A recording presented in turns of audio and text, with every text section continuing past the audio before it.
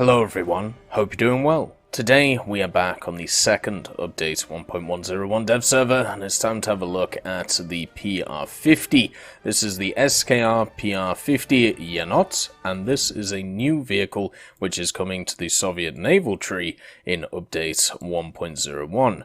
You can find it before the Pr.159 and after the Groza. So if you are a person who is trying to get the 159, might be worth researching it now before they plonk this vehicle right in front of it. It is a rank 2 vehicle, so it will be good for events, and also researching rank 1, 2 and 3, so the majority of each of the tech trees. And this thing is looking kind of interesting depending on obviously what it fights. If this thing is able to get in and amongst the PT boats and also the battle boats, it'll annihilate, but against destroyers it might be a little bit underpowered since it has really no armor and not a ton of firepower to deal with stuff like destroyers.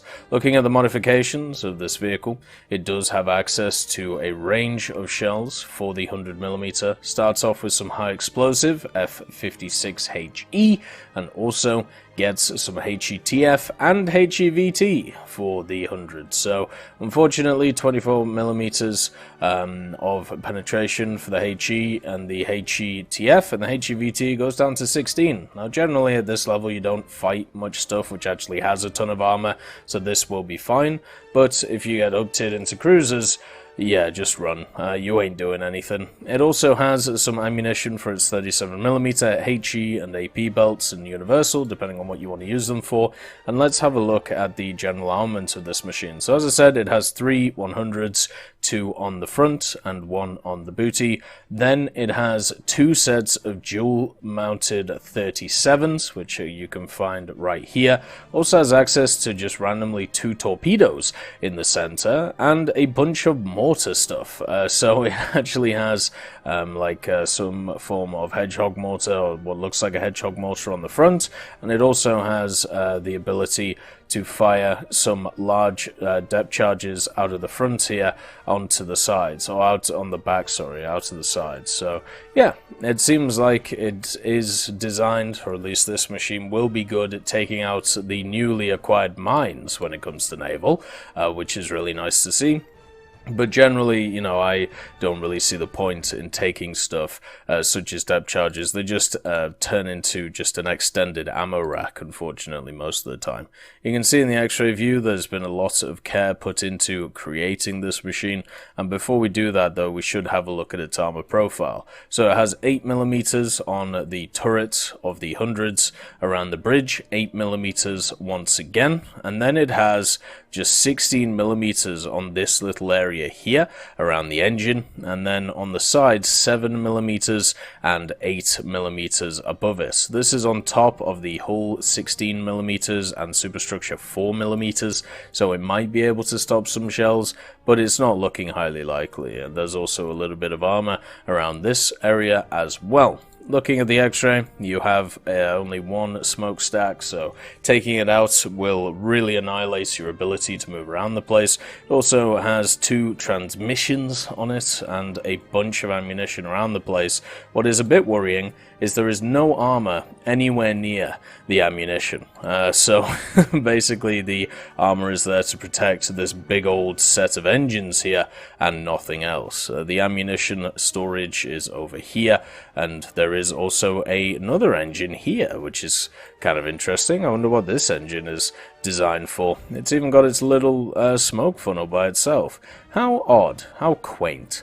And then of course you have the only protection for the ammunition in the front being this fuel tank, which I can tell you right now will not offer any protection. You have the standard radio station and bridge, and also you have a tracking radar director on this machine, and also a search radar antenna.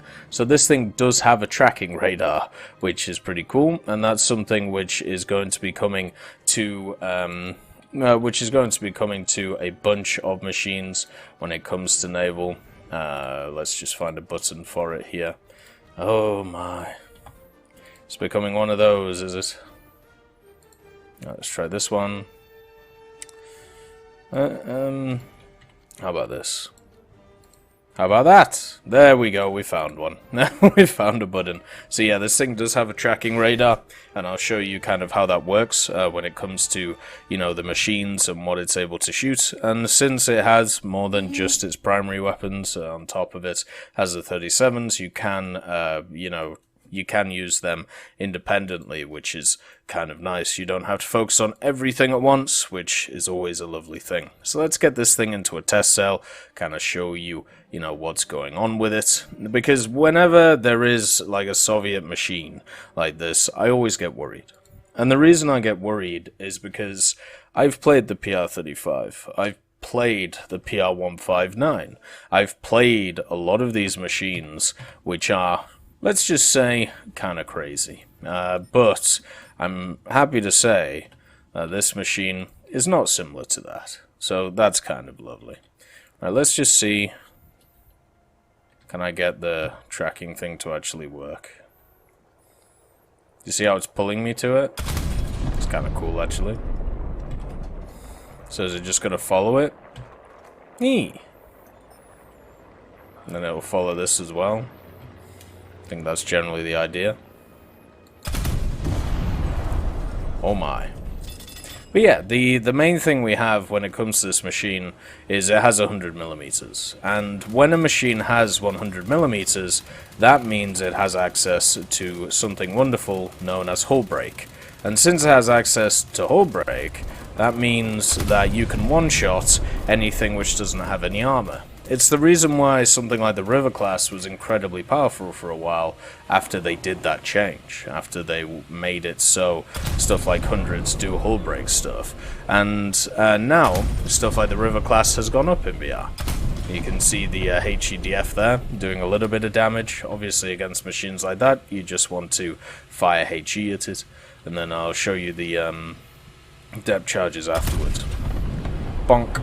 So yeah, anything which is small when it comes to PT boats, anything that doesn't have any armor on it, you're going to be able to one-shot with this machine. And that's why I was worried, because I've been around, as I said, with the Pr.159, the Pr.35, and many more of these Soviet machines, and I was worried that these 100mm would be rapid fire.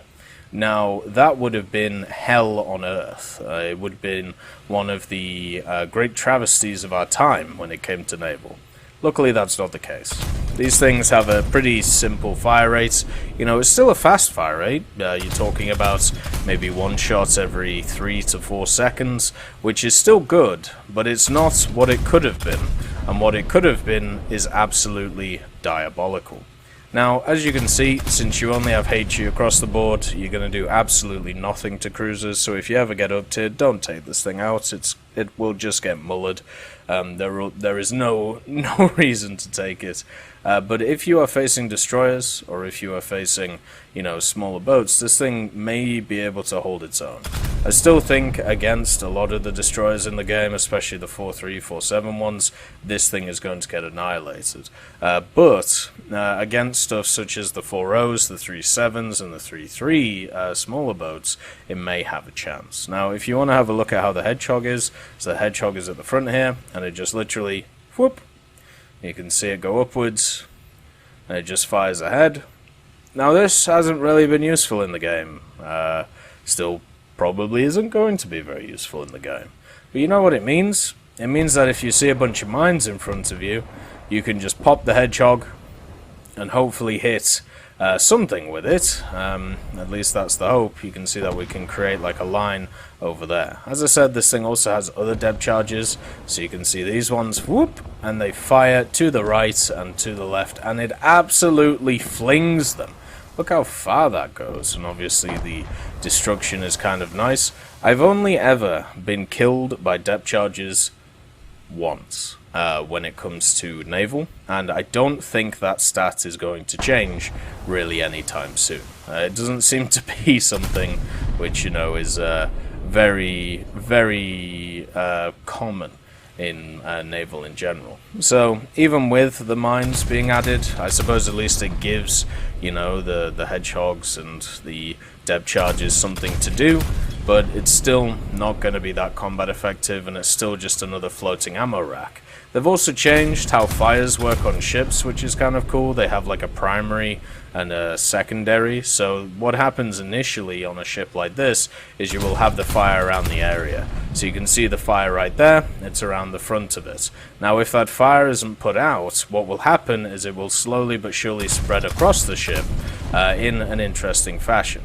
This is something which I'm really happy to see. It's something which, you know, a lot of people have been asking for a long time. More varied and more realistic damage statistics and damage calculations, and that's pretty much what you're getting from this. So I'm very happy to see that. Unfortunately, we don't seem to be able to set a fire anywhere else though, which would be kind of the icing on the cake.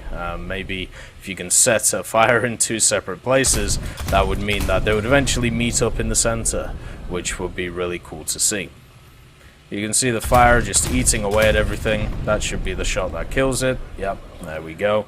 So you still do decent damage with the 100mm against destroyers, but understand that thing isn't fighting back. It's just kind of sat there taking it. Most of the time you're going to be hit with stuff like 120s, 105s, 127s, and you're just going to get outpowered in a way. And since you have no armor, especially around your ammunition, it's going to hurt a hell of a lot. So I feel like this thing is going to be a feast or famine machine. It's either going to be able to bully a lot of 3.0s, 3.3s, 3.7s, or it's going to get bullied by 4.3s and 4.7s. The torpedoes as well, once fully upgraded, they only go 10 kilometers, which if you get on a larger map is just not good enough, unfortunately. And without that upgrade, they only go 4 kilometers, which is definitely not good enough for a machine at this level. I hope you all have a wonderful day, and I'll see you next time. I'd like to thank Ambrosius McClellan, B. Young, Battling Bacon, Blackie, Chris Giltnane, Conte Baraka, Daniel Stanton, Elove Goat, Jay Wilt, Martinez, Trigger Hippie, Universe, Eugens Terry, and also I'm Devilish and Samuel Slick for supporting the channel.